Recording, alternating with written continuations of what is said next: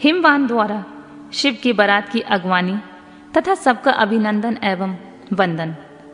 मैना का नारद जी को बुलाकर उनसे बारातियों का परिचय पाना तथा शिव और उनके गणों को देखकर भय से मूर्छित होना। ब्रह्मा जी कहते हैं, तदनंतर भगवान शिव ने नारद जी को हिमाचल के घर भेजा। वे वहां की विलक्षण सजावट को देखकर दंग रह गए। विश्वकर्मा ने जो विष्णु ब्रह्मा आदि समस्त देवताओं तथा नारद आदि ऋषियों के चेतन से प्रतीत होने वाली मूर्तियां बनाई थीं, उन्हें देखकर देवर्षि नारद चकित हो उठे। तत्पश्चात हिमाचल ने देवर्षियों को बारात बुला लाने के लिए भेजा। साथ ही उस बारात की अगवानी के लिए मैनाक आदि पर्वत भी गए। तदनंतर विष्णु आदि देवताओं तथा आनंदित हुए अपने गणों के साथ भगवान शिव हिमालय नगर के समीप सानंद आ पहुंचे। गिरिराज हिमवान ने जब सुना कि सर्वव्यापी शंकर मेरे नगर के निकट आ पहुंचे हैं, तब उन्हें बड़ी प्रसन्नता हुई। तदनंतर उन्होंने बहुत सा सामान एकत्र करके पर्वतों और ब्राह्मणों को महादेव जी के साथ वार्तालाप करने के लिए भेजा। स्वयं भी बड़ी भक्ति भाव के साथ वे प्राण प्यारे महेश्वर का दर्शन करने के लिए गए।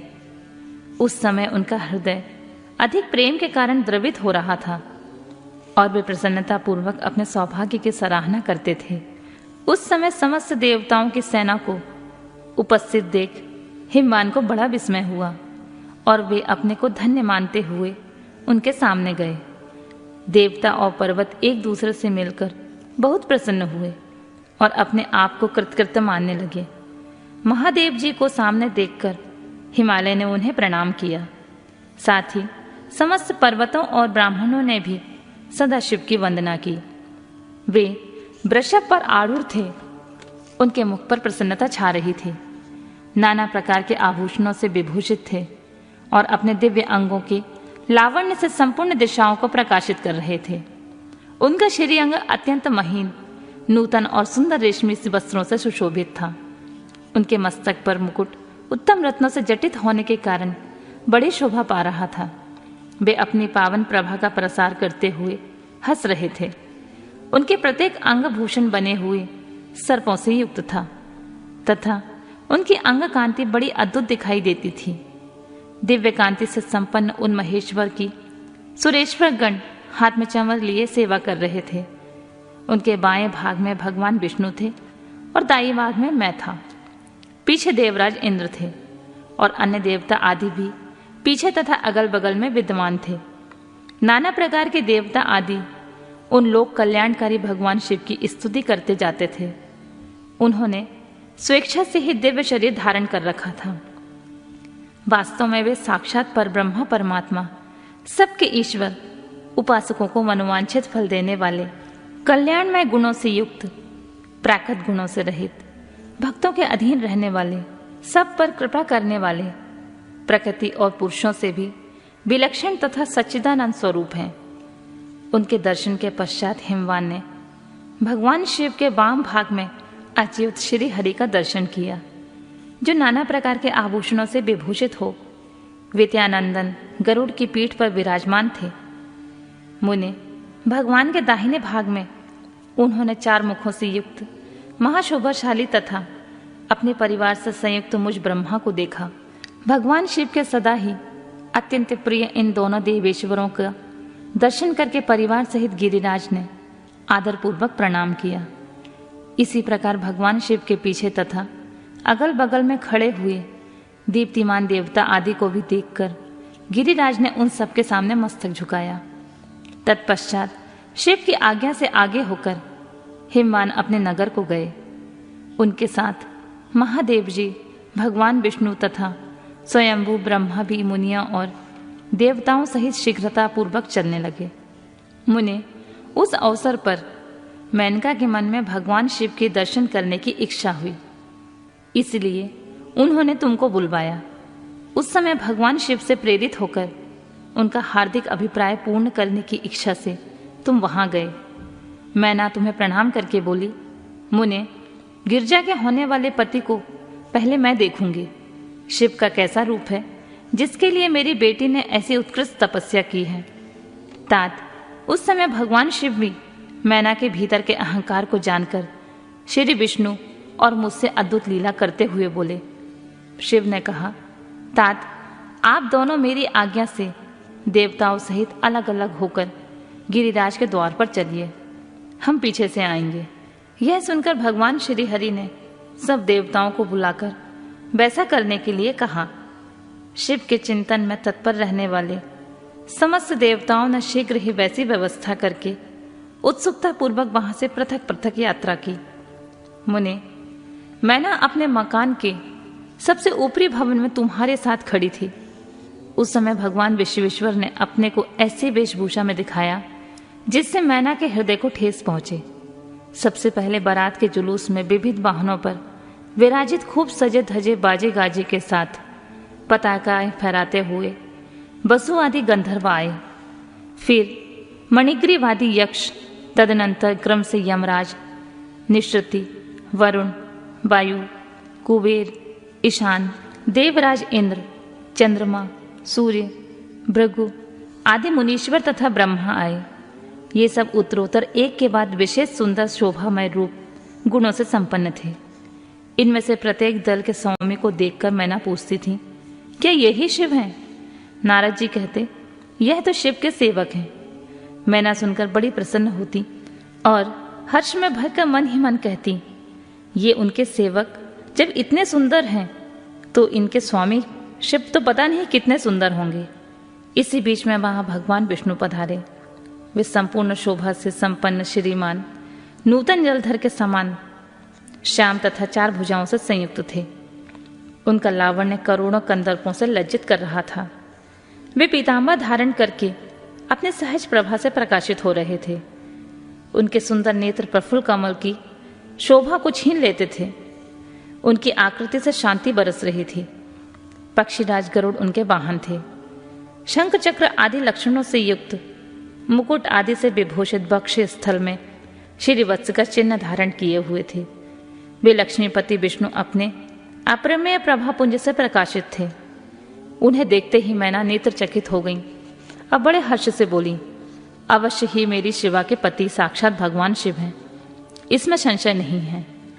मुने, तुम भी लीला करने वाले ही ठहरे।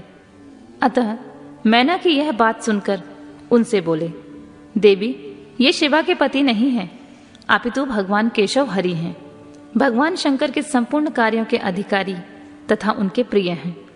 पार्वती के पति जो दूल्हा शिव हैं, उन्हें इनसे भी बढ़कर समझना चाहिए। उनकी शोभा का वर्णन मुझसे नहीं हो सकता। वे ही संपूर्ण ब्रह्मांड के अधिपति, सर्वेश्वर तथा स्वयं प्रकाश परमात्मा हैं। ब्रह्मा जी कहते हैं, नारद, तुम्हारी इस बात को सुनकर मैना ने उन शुभ लक्षणा उमा को महान धन वैभव से संपन्न, सौभाग्यवती तथा तीनों कुलों के लिए सुखदायिनी माना। वे मुख पर प्रसन्नता लाकर प्रीतियुक्त हृदय से अपने सर्वाधिक सौभाग्य का बारंबार वर्णन करते हुए बोली। मैना ने कहा, इस समय में पार्वती को जन्म देने के कारण सर्वथा धन्य हो गई। ये गिरीश्वर भी धन्य हैं तथा मेरा सब कुछ परम धन्य हो गया। जिन जिन अत्यंत तेजस्वी देवताओं और देवेश्वरों का मैंने दर्शन किया है, इन सब के जो पति हैं वे मेरी पुत्री के पति होंगे। उसके सौभाग्य का क्या वर्णन किया जाए। भगवान शिव को पति रूप में पाने के कारण पार्वती के सौभाग्य का 100 वर्षों में भी वर्णन नहीं किया जा सकता। ब्रह्मा जी कहते हैं, नारद, मैंने प्रेम पूर्ण हृदय से जो ही उपयुक्त बात कही, त्यों ही अद्भुत लीला करने वाले भगवान रुद्र सामने आ गए। तात, उनके सभी गण अद्भुत तथा मैना के अहंकार को चूर्ण करने वाले थे। भगवान शिव अपने आप को माया से निर्लिप्त एवं निर्विकार दिखाते हुए वहां आए। मुने, उन्हें आया जान तुमने मैना को शिवा के पति का दर्शन कराते हुए उनसे इस प्रकार कहा, सुंदरी, देखो ये साक्षात भगवान शंकर हैं, जिनकी प्राप्ति के लिए शिवा ने वन में बड़ी भारी तपस्या की थी। तुम्हारे ऐसा कहने पर मैना ने बड़ी प्रसन्नता के साथ अद्भुत आकार वाले भगवान महेश्वर की ओर देखा। वह स्वयं तो अद्भुत थे ही, उनके अनुचर भी बड़े अद्भुत थे। इतने में ही रुद्रदेव की परम अद्भुत सेना भी वहां आ पहुंची, जो भूत प्रेत आदि से संयुक्त और नाना गणों से युक्त थी। उनमें से कितने ही बवंडर का रूप धारण करके आए थे, कितने ही पताका की मरमर ध्वनि के समान शब्द निकालते थे। किसी के मुंह टेढ़े मेढ़े थे तो कोई अत्यंत कुरूप दिखाई देते थे। कुछ बड़े विकराल थे, किन्हीं का मुंह दाढ़ी मूछ से भरा हुआ था। कोई लंगड़े थे, कोई अंधे थे, कोई डंडों और पाश धारण किए हुए थे, तो किन्हीं के हाथों में मुकदर थे। कितने ही अपने वाहनों को उल्टे चला रहे थे। कोई सींग, कोई डमरू, कोई गोमुख बजाते थे। गणों में से कितने के तो मुंह ही नहीं थे, कितनों के मुंह पीठ की ओर लगे हुए थे। बहुत के बहुतेरे मुख थे। इसी तरह कोई बिना हाथ के थे, किन्हीं के हाथ उल्टे लग रहे थे, और कितनों के बहुत से हाथ थे। कितने ही नेत्रहीन थे, किन्हीं के बहुत से नेत्र थे, किन्हीं के सिर ही नहीं थे, किन्हीं के बाल बहुत खराब थे, किन्हीं के कान ही नहीं थे, और किन्हीं के कान बहुत से थे। इसी तरह गण नाना प्रकार की वेशभूषा धारण किए हुए थे। तात वे विकृत आकार वाले अनेक प्रबल गण और बड़े भयंकर वीर थे। उनकी कोई संख्या नहीं थी। मुने, तुमने उंगली द्वारा रुद्रगणों को दिखाते हुए मैना से कहा, बरानने, तुम पहले भगवान हर के सेवकों को देखो, फिर उनका भी दर्शन करना। उन असंख्य भूत प्रेत आदि गणों को देखकर मैना तत्काल भय से व्याकुल हो गई। उन्हीं के बीच में भगवान शंकर भी थे, जो निर्गुण होते हुए भी परम गुणवान थे। वे वृषभ पर सवार थे। उनके 5 मुख थे, प्रत्येक मुख में 3-3 नेत्र। उनके सारे अंगों में विभूति लगी हुई थी, जो उनके भूषण का काम देती थी। मस्तक पर जटाचूट एवं चंद्रमा का मुकुट, 10 हाथ और उनमें से 1 हाथ में कपाल लिए, शरीर पर बागंबर का दुपट्टा और हाथ में पिनाक एवं त्रिशूल, आंखें भयानक, आकृति विकराल और हाथी की खाल का वस्त्र। यह सब देखकर शिवा की माता बहुत डर गईं, चकित हो गईं और व्याकुल होकर कांपने लगी, और उनकी बुद्धि चकरा गई। उस अवस्था में तुमने अंगुली से दिखाते हुए उनसे कहा, ये ही भगवान शिव हैं। तुम्हारी यह बात सुनकर सती मैना दुख से भर गई और हवा के झोंके खाकर गिरी हुई लता के समान तुरंत भूमि पर गिर पड़ी। यह कैसा विकृत दृश्य है, मैं दुराग्रह में पड़कर ठगी गई। यूं ही कहकर मैना उसी क्षण मूर्छित हो गई।